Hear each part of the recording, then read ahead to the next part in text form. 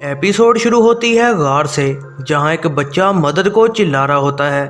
फिर एक औरत दिखाई जाती है जो चिल्लाती है कि ये तुम्हारी वजह से हुआ। फिर पिछली एपिसोड का आखिरी सीन दिखाया जाता है, जहां हिप्पो मार्क और स्टीवन से मिलती है। मार्क और स्टीवन ये सब देखकर बहुत डरे होते हैं। फिर वो ऑर्थर के ऑफिस में पहुंच जाता है। ऑर्थर उसे एक्सप्लेन करता है कि उसने उसे गोली नहीं मारी और मार्क का दिमाग ये सब इमेजिनेशंस बना रहा है।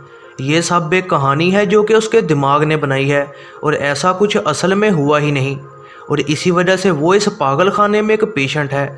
फिर वो हिप्पो के बारे में बात करते हैं और ऑर्थर कहता है कि खुद सोचो, ऐसा कुछ रियल में भला हो सकता है।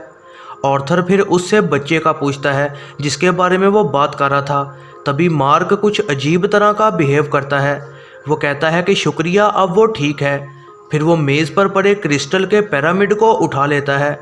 ऑर्थर इमरजेंसी बटन दबा देता है, जिसकी वजह से गार्ड्स वहां आ जाते हैं।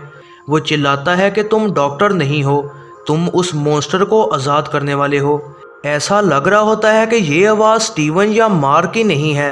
पता लगता है कि ये कोई तीसरा आदमी है। ये मार्क या स्टीवन नहीं, बल्कि ये एक नई शख्सियत है जो उसके अंदर मौजूद है। पिछली एपिसोड से आपको याद होगा कि मार्क ने कुछ लोगों को मार दिया था और वो हैरान हो रहा था और कह रहा था कि स्टीवन, क्या ये तुमने किया? लेकिन स्टीवन कह रहा था कि उसने कुछ भी नहीं किया। पिछली एपिसोड में एक और ताबूत भी था जिसमें कोई मदर को चिल्ला रहा था। ये सब कंफर्म करता है कि स्टीवन के अंदर एक और शख्सियत है। फिर जब उसे इंजेक्शन लगाया जाता है वो चिल्लाता है और फिर हिप्पो को दोबारा दिखाया जाता है। हिप्पो बताती है कि वो दुआत में है, जो कि इजिप्शियन अंडरवर्ल्ड है, और वो हिप्पो असल में गॉड टॉरेट है। ये औरतों और बच्चों की गॉड है और वो रूहों को ज़िंदगी के बाद आगे के सफ़र पर जाने में भी मदद करती है। स्टीवन इजिप्शियंस के बारे में जानता है और वो उसे पहचान जाता है, लेकिन वो काफ़ी शौक होता है। हिप्पो बताती है कि ये जगह उनके दिमाग ने ही बनाई है और इस जगह पर उनकी सारी यादें मौजूद हैं। मार्क को ये सब अजीब लगता है और वो कहता है कि डॉक्टर ऑर्थर ठीक कह रहा था। स्टीवन हैरान होता है कि ऑर्थर एक डॉक्टर है। मार्क फिर एक दरवाज़ा खोलता है और वो मरने की बाद वाली जगह पर होती हैं जहां रूहें जाती हैं। टॉरेट उन्हें ले जा रही है ताकि उनका फैसला हो सके। उनके दिलों को लेकर तोला जाएगा ताकि उनके साथ इंसाफ किया जा सके। वो उनके दिलों को इंसाफ के तराजू में डाल देती है। अगर उनका दिल इंसाफ के तराजू पर पूरा उतरा तो उनकी रूह आगे बढ़ पाएगी। मार्क पूछता है कि अगर वो इंसाफ पर पूरा ना उतरा तो क्या होगा? वो कहती है कि उसे कश्ती से फेंक दिया जाएगा। मौत उन्हें दुआत में ले जाएगी, जहां पर वो हमेशा सहरा में बर्फ़ में जम कर रहेगा। वो फिर स्टीवन को कहता है कि वो इस तरह सहरा में नहीं रहेगा और कहता है कि क्यों ना हिप्पो को मारकर कश्ती ले ली जाए।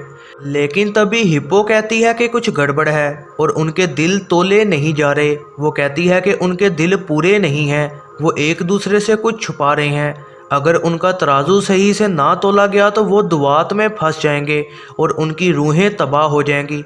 वो कहती है कि कश्ती में उनकी ज़िंदगी की तमाम यादें हैं, वो जाएं और वो चीज़ ढूंढ लें जो छुपी हुई है। स्टीवन उससे लैला का पूछता है और मार्क कहता है कि हाँ वो ठीक है, लेकिन वो ऑर्थर को रोकने को जान पर खेल जाएगी। वो दोनों फिर अपनी सारी यादें देखना शुरू करते हैं। फिर वो एक कमरे में जाते हैं जहां मार्क उन लोगों को देखता है जो कि उसने मारे थे। ये लोग बेहद जालिम थे और कांशु इन सब को सज़ा देना चाहता था। वो कहता है कि उसकी ख्वाहिश थी कि इनमें से कोई उसे मार दे, लेकिन कांशु की पावर्स एक बद्दुआ जैसी हैं जो कि उसे ज़िंदा रखती थीं। वो देखते हैं कि तराजू थोड़ा ठीक हो रहा है और ये चीज़ काम कर रही है। तभी वहाँ एक छोटा बच्चा नज़र आता है और मार्क उसे पहचान जाता है। वो स्टीवन को रुकने का कहता है, लेकिन स्टीवन भागकर उस बच्चे की तरफ जाता है। मार्क उसे कहता है कि ऐसा ना करो, लेकिन वो नहीं रुकता। वो अपनी फैमिली और अपने भाई को भी देखता है।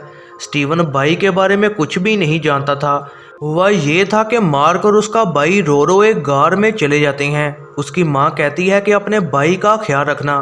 वो हाँ कह देता है और कुछ लफ्ज़ कहता है जो कि स्टीवन अपनी माँ को कहा करता था। वो गार में जाते हैं और बारिश शुरू हो जाती है। स्टीवन उसके पीछे जाता है और इस टाइम मार्क बाहर खड़ा स्टीवन को रुकने का कह रहा होता है। उसका भाई वहाँ फंस जाता है और मदर को चिल्लाता है और फिर मार्क का भाई मारा जाता है।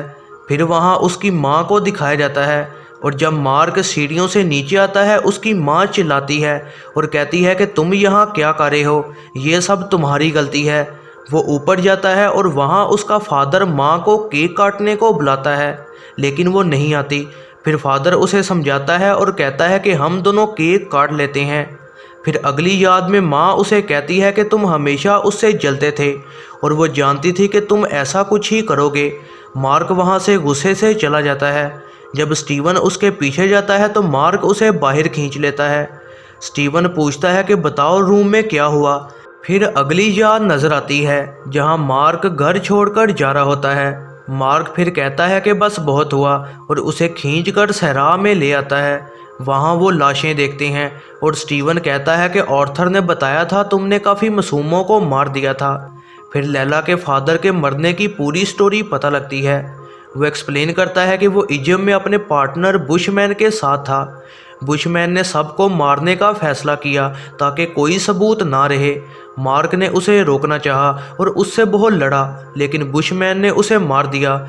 इससे पहले कि वो मरता वो कांशू के स्टैचू के पास पहुंच जाता है। वो खुद को मारने लगता है लेकिन तभी कांशू आके उससे डील करता है।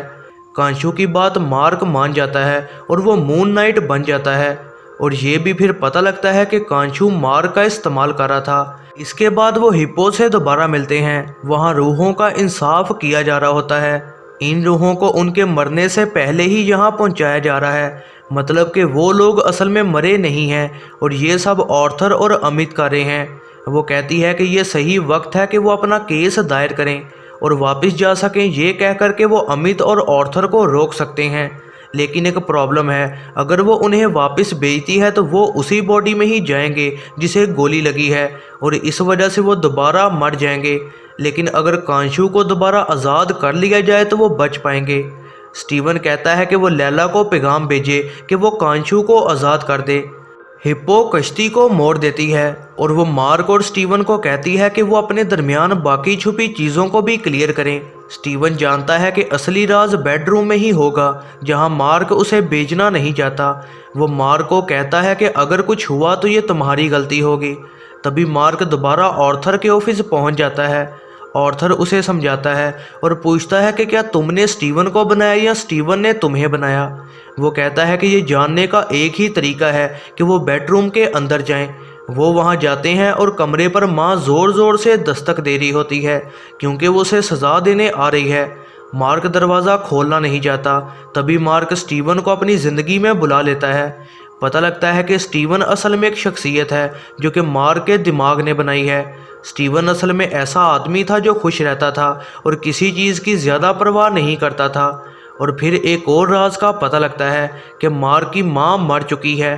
तो अब हैरानगी की बात यह है कि वो फिर कॉल पर हर टाइम किससे बात करता था। माँ की मौत पर मार्क बाहर खड़ा शराब पीता है और अंदर जाना नहीं चाहता और फिर वो वहाँ से चला जाता है। मार्क असल में इस दर्द में रहना नहीं चाहता और यही वो वजह थी कि उसने स्टीवन को अपनी ज़िंदगी में बुलाया ताकि वो इस दर्द से बच सके। तभी अचानक स्टीवन उसके अंदर आ जाता है और उसे नहीं पता होता कि वो कहाँ है और उसे लगता है कि वो बस नींद में चल रहा था। फिर वो फ़ोन पर किसी से बात करता है।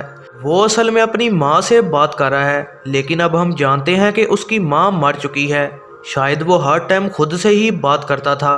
मार्क कहता है कि उसे भाई के साथ गार में नहीं जाना चाहिए था लेकिन स्टीवन कहता है कि नहीं, तुम बच्चे थे और माँ ने ये सब गलत किया। फिर वो वापस जहाज़ पर जाते हैं लेकिन तराजू अभी भी बराबर नहीं होता। हिप्पो उनसे माफ़ी मांगती है और कहती है कि वहाँ जाकर अंडरवर्ल्ड उन्हें हासिल कर लेगा। तभी हम देखते हैं कि वो लोग जिनको मार्क ने मारा वो जहाज़ पर आ रहे हैं। ये लोग उन्हें पकड़कर अंडरवर्ल्ड के सहरा में ले जाएंगे। मार्क गिरने लगता है लेकिन स्टीवन उसे बचा लेता है लेकिन वो खुद सहरा में गिर जाता है और इस तरह वो तराजू बराबर हो जाता है। अब मार्क और स्टीवन एक साथ नहीं रह पाएंगे और मार्क को अब हर चीज़ खुद हैंडल करना पड़ेगी। मार्क ने स्टीवन को बनाया था ताकि वो अपने दर्द को बांट सके लेकिन अब स्टीवन के जाने के बाद उसे ये सब खुद करना होगा जो कि शायद वो बर्दाश्त ना कर पाए। फिर वो एक बहुत ही प्यारी जगह पर पहुंच जाता है जो कि असल में जन्नत है।